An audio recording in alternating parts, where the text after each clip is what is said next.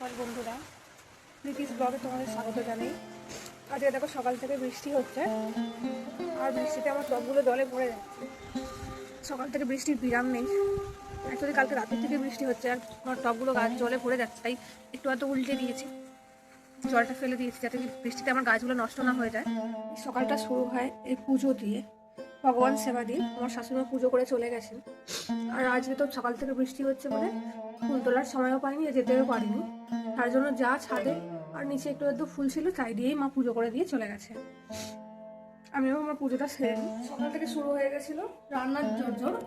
যেহেতু আজকে বৃষ্টি হচ্ছিল, বাবা হয়েছিল যে খিচুড়ি হবে, কিন্তু দেখা গেল খিচুড়ির নাম শুনেই বৃষ্টি বাবাজি পালিয়ে গেল। তার জন্য আবার মেনু চেঞ্জ হয়ে গেল রান্না। শাশুড়ি আবার চাল ফাল বেছেও রেখে দিয়েছে। এবারে আনাজপত্র কাটি, যা মেনু হওয়া হয়েছে আবার নতুন করে হবে।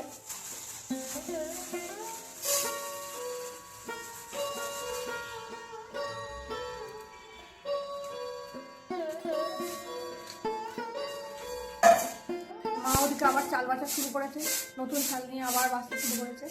এটা আমার শাশুড়ির রোজগারের কাজ, চাল বাছা। করলাটা কাটা হয়ে গেছে, আলুটা এবার কেটে নিচ্ছি। আলু, পেঁয়াজ, আদা, রসুন এগুলো ছাড়াবো।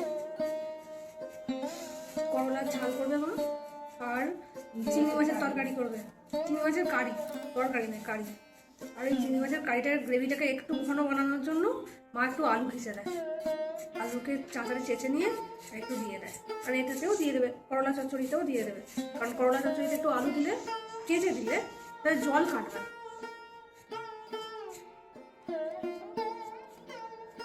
যে কোনো গ্রেভিতে একটুখানি আলু দিলে, মানে অল্প সামান্য, এই একটা আলুকে যদি দুটো ভাগ করে চেঁচে দেওয়া হয় তাহলে তো আর জল কাটবে না।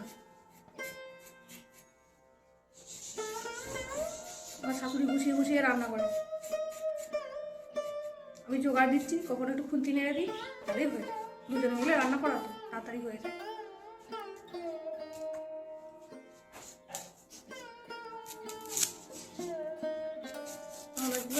এই পেঁয়াজগুলো চপারে দেওয়া হবে, বড় বড় করে কেটে নিচ্ছি। চলছে করলা ভাজার পর্ব, আর এদিকে মা চাঁচারে আলু চাটছে।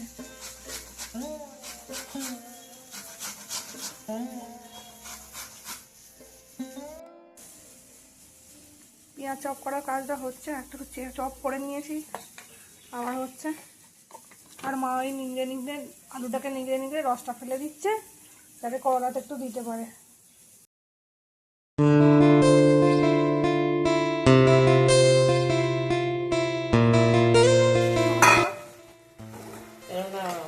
একদম ভাজতে ভাজতেই হয়ে যাচ্ছে, একটু অল্প করে মশলার গন্ধ পাল্টাচ্ছে না। আলু, পেঁয়াজ, মশলা দিয়ে কষাতে হবে, না হলে গ্যাস মশলার গন্ধ ছাড়বে।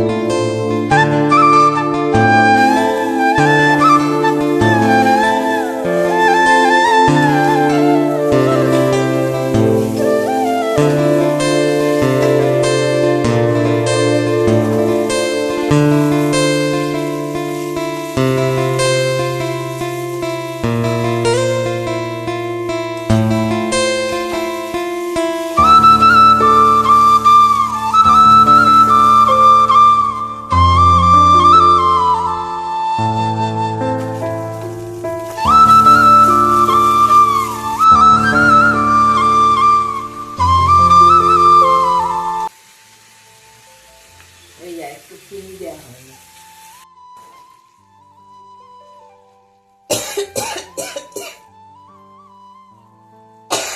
বাবা, কি কাশি এসছে রে বাবা।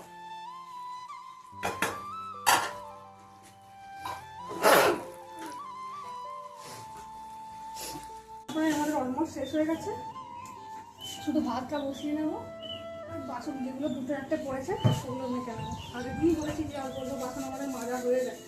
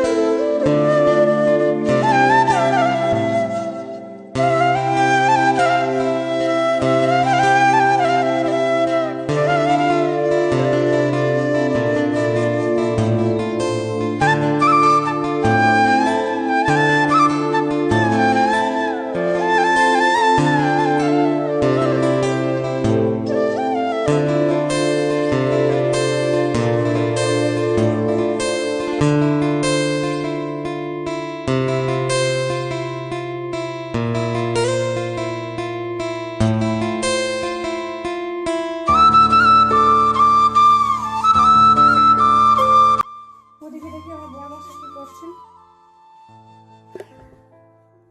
কর্মশাই প্রথমে খবরের কাগজ নিয়ে বসে পড়েছেন, পড়া হয়ে গেলে তারপরে বলেছে বিছানা তুলবে, আর আমি মশারিটা শুধু পাট করে রেখে এসেছি।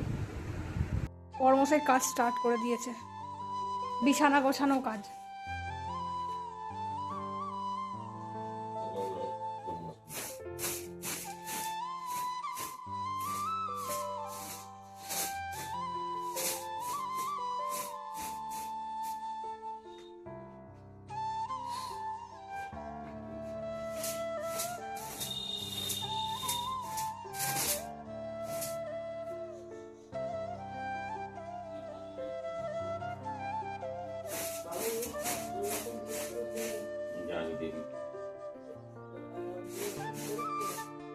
চিনি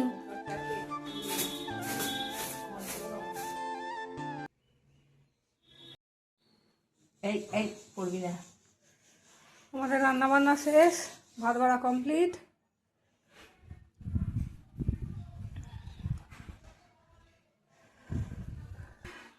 মায়ের সব জিনিসপত্র তোলা কমপ্লিট, রান্না হয়ে গেছে। ও আছে। আমার চিনিটা গুঁড়ো না না, ওই লাল নয়, লাল চিনিটা নয়, তাই জন্য বলছি।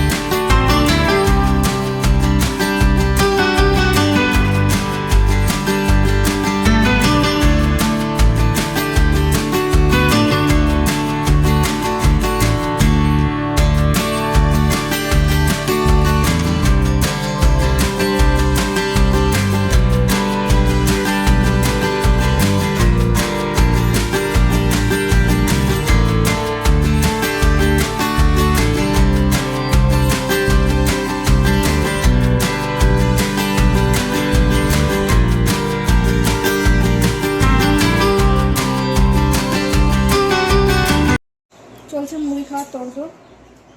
এই শটাটা আমি ছিলে নিয়েছি, আর গাজর ছিলছি।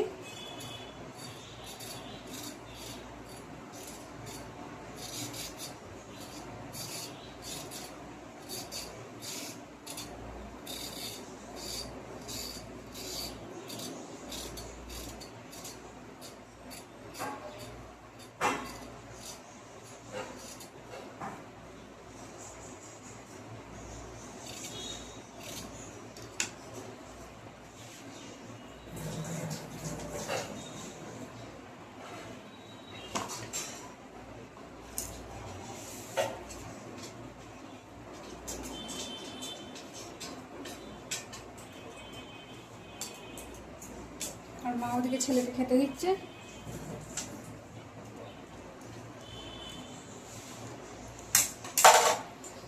শসাটা এমনি কেটে নেবো।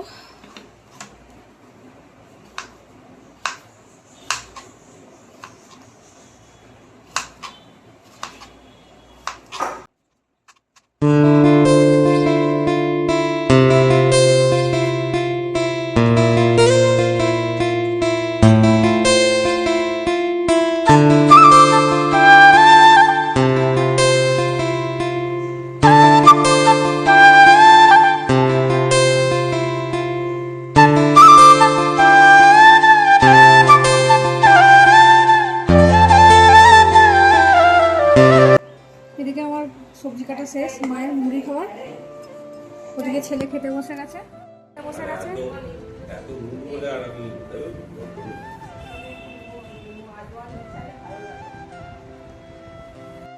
বরমশাই বেরিয়ে যাচ্ছে, খেয়ে দিয়ে বেরিয়ে যাচ্ছে। এবারে আমার বাকি কাজগুলো সেরে নিয়ে তারপর চুপ করে বসে পড়বো। গাইস, আমাদের ঝাঁট দেওয়া পর্ব চলছে। মা ঝাঁট দিয়ে দেবে আর আমি মুছে নেবো, তাড়াতাড়ি হয়ে যাবে।